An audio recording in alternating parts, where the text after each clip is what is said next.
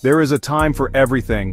There's a time for everything that is done on earth. There is a time to be born, and there's a time to die. There is a time to plant, and there's a time to pull up what is planted. There is a time to kill, and there's a time to heal. There's a time to tear down, and there's a time to build up. There is a time to weep, and there's a time to laugh. There is a time to be sad, and there's a time to dance. There is a time to scatter stones, and there's a time to gather them. There is a time to embrace someone, and there's a time not to embrace. There is a time to search, and there's a time to stop searching. There is a time to keep, and there's a time to throw away. There is a time to tear, and there's a time to mend. There is a time to be silent, and there's a time to speak. There is a time to love, and there's a time to hate. There is a time for war, and there's a time for peace. What do workers get for their hard work?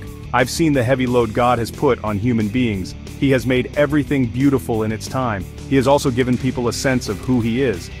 But they can't completely understand what God has done from beginning to end. People should be happy and do good while they live. I know there's nothing better for them to do than that. Each of them should eat and drink. People should be satisfied with all their hard work. That is God's gift to them. I know that everything God does will last forever.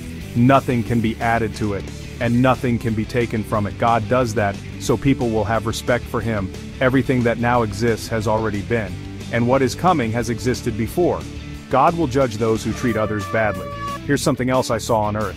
Where people should be treated right, they are treated wrong. Where people should be treated fairly, they are treated unfairly.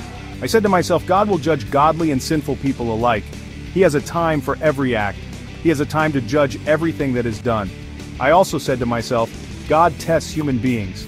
He does this so they can see that in certain ways they are like animals. Surely what happens to animals happens to people too. Death waits for people and animals alike. People die, just as animals do.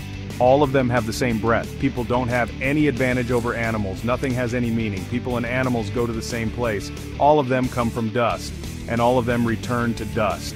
Who can know whether the spirit of a person goes up? Who can tell whether the spirit of an animal goes down into the earth? So a person should enjoy their work.